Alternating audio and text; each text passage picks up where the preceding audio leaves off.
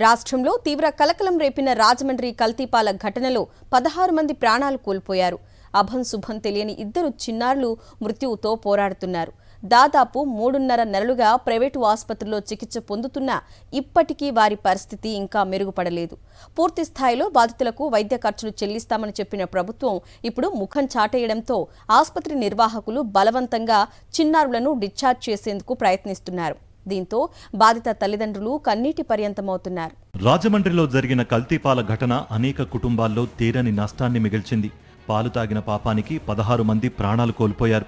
స్వరూప్ నగర్, వెంకటేశ్వర నగర్కు చెందిన 100కు పైగా కుటుంబాలు కోరుకొండ మండలం నరసాపురానికి చెందిన గణేష్ అనే వ్యక్తి వద్ద పాలు కొనుగోలు చేసేవారు. కొన్నేళ్లుగా ఈ ప్రాంతానికి రెగ్యులర్గా గణేష్ పాలు సరఫరా చేసేవాడు.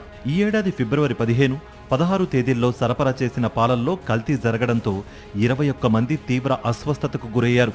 వారిలో 3 చిన్నారులు కూడా ఉన్నారు. ఘటన జరిగిన తర్వాత ఒక్కొక్కరుగా 16 మంది ప్రాణాలు కోల్పోయారు. ఈ వ్యవహారం తీవ్ర కలకలం రేపడంతో ప్రభుత్వం మృతుల కుటుంబాలకు 10 లక్షల పరిహారం ప్రకటించింది. అదేవిధంగా ఆసుపత్రుల్లో చికిత్స పొందుతున్న వారికి మెరుగైన వైద్యం అందించాలని, వారికయ్యే ఖర్చు ప్రభుత్వమే భరిస్తుందని ప్రకటించారు. అప్పట్లో అధికారులు కూటమి ప్రజాప్రతినిధుల పరామర్శలతో హోరెత్తించారు. ఈ ఘటనలో తీవ్ర అస్వస్థతకు గురైన చిన్నారుల్లో ఒకరు మృతి చెందగా మరో 2 చిన్నారులు రాజమండ్రి రెయిన్బో ఆసుపత్రిలో చికిత్స పొందుతున్నారు. అందులో 9 నెలల చిన్నారి రుహానియా కూడా ఉన్నారు. 5 నెలల సమయంలో కల్తీ పాలతో తీవ్ర అస్వస్థతకు గురైన రుహానియాను ఆసుపత్రిలో చేర్చారు.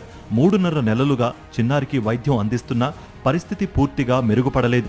కుటుంబ పోషణ కోసం చిన్నపాటి పనులు చేసుకునే బాలిక తల్లిదండ్రులు అన్నీ వదిలేసి తమ బిడ్డను కాపాడుకునేందుకు ఆసుపత్రి వద్దే ఉంటూ కంటికి రెప్పలా చూసుకుంటున్నారు. కొన్నాళ్ల పాటు చికిత్స అందిస్తే బిడ్డ పూర్తిగా కోలుకుంటుందన్న పరిస్థితుల్లో ప్రభుత్వం నుంచి ఆసుపత్రికి రావాల్సిన వైద్య ఖర్చులు ఆగిపోయాయి. దీంతో చిన్నారిని డిశ్చార్జ్ చేసేస్తామని, లేదంటే సొంత ఖర్చుతో చికిత్స చేయించుకోవాలని ఆసుపత్రి వర్గాలు స్పష్టం చేశాయి. అసలు తమకు సంబంధమే లేని వ్యవహారంలో నష్టపోయి నెలల తరబడి ఆసుపత్రుల చుట్టూ తిరుగుతున్న బాధితులు ఒక్కసారిగా ప్రభుత్వ అధికారుల తీరుపై తీవ్ర ఆవేదన వ్యక్తం చేస్తున్నారు. బిడ్డకు వైద్యం కొనసాగించాలంటూ స్థానిక ఎమ్మెల్యేను, జిల్లా కలెక్టర్ను కలిసినా ఫలితం లేదని వాపోతున్నారు. పూర్తి స్థాయిలో చిన్నారికి వైద్యం అందించాల్సిన ప్రభుత్వం ఎందుకు అర్ధంతరంగా వైద్య సహాయం నిలిపివేస్తోందో చెప్పాలని డిమాండ్ చేస్తున్నారు. మరో చిన్నారి రిత్విక్ను సైతం ఆసుపత్రి నుంచి డిశ్చార్జ్ చేయడంతో వారి తల్లిదండ్రులు సైతం ఆందోళన వ్యక్తం చేస్తున్నారు. రాష్ట్ర వ్యాప్తంగా కలకలం సృష్టించిన రాజమండ్రి కల్తీపాల ఘటనలో 16 మంది మృత్యువాత పడ్డారు. మరో 2 అయితే ఇప్పటికే డిశ్చార్జ్ అయ్యారు. అయితే అప్పట్లో చికిత్స తీసుకున్న వారిలో ఒక చిన్నారు అప్పుడే చనిపోవడం జరిగింది. మరో 2 చిన్నారులు మాత్రం ఇన్నాళ్లు ట్రీట్మెంట్ అయితే వాళ్ళు కొనసాగింది. ఆ బాధితుల పరిస్థితి అయితే ఇప్పుడు అగమ్యగోచరంగా మారిపోయింది. ప్రభుత్వం ఏదైతే ట్రీట్మెంట్ కి ఇస్తానన్న ఖర్చు ఉందో దాన్ని భరించమని ఇప్పుడు చెప్పడంతో ఆసుపత్రులు వెంటనే ఆ పిల్లల్ని డిశ్చార్జ్ చేయడానికి సిద్ధం అవుతున్నాయి. అసలు పరిస్థితి, వాళ్ళ ఆరోగ్య స్థితి ఏమాత్రం బాగోపోయినా సరే అకస్మాత్తుగా వాళ్ళు డిశ్చార్జ్ చేస్తామని చెప్పడంతో తల్లిదండ్రులు అయితే తీవ్రంగా మదన పడుతున్నారు. అసలు వాళ్ళ ఆవేదన ఒక్కసారి వాళ్ళ మాటల్లోనే ఉందో. అమ్మ చెప్పండి అమ్మా, ఇప్పుడు దాకా ట్రీట్మెంట్ ఇచ్చిన ఆసుపత్రి ఎందుకు ఆ పిల్లల్ని డిశ్చార్జ్ చేస్తారని చెప్తారా? పాప పరిస్థితి ఏంటి? గవర్నమెంట్ నుంచి ఫండ్స్ రాకపోవడం వల్ల మా పాపను డిశ్చార్జ్ చేస్తున్నాను అంటున్నారండి. మా పాపకి ఇంకా ట్రీట్మెంట్ ఇంకా కావాల్సి వస్తుందండి. మా పాపకి ఇంకా యూరియా, క్రియాటిన్, పొటాషియం వాల్యూస్ ఇంకా పెరిగే ఉన్నాయండి. ప్రతి 3 రోజులకి టెస్ట్కి రావాలంటున్నారండి. వచ్చిన తర్వాత ఇంత అమౌంట్ అవుతుందని కూడా చెప్పారండి. ఒక 70,000, 80,000 దాకా అవుతుందని చెప్పారండి. నా బిడ్డను తీసుకొని ప్రతి వారానికి ప్రతి 3 రోజులు నేను రావాల్సి వస్తుందండి. కల్తీపాల ఘటనలో కనీసం ప్రభుత్వం ఇప్పటి వరకు ఏ ఒక్క అధికారిపై చర్య తీసుకోలేదు సరికదా. ఈ ఘటనపై పూర్తి స్థాయిలో విచారణ జరపకపోవడం, కనీసం పాలల్లో ఏం కలిసిందో కూడా ప్రభుత్వం పట్టించుకోకపోవడం దారుణమని అంటున్నారు మాజీ ఎంపీ భరత్. డిశ్చార్జ్ చేశాక పిల్లలకు ఏదైనా ఆరోగ్య సమస్య తలెత్తితే ఆ తల్లిదండ్రులు ఎక్కడికి పరిగెట్టాలని నిలదీశారు. పిల్లల పేరిట ఒక్కొక్కరికి 10 లక్షల రూపాయలు చొప్పున ఫిక్స్డ్ డిపాజిట్ చేయాలని డిమాండ్ చేశారు.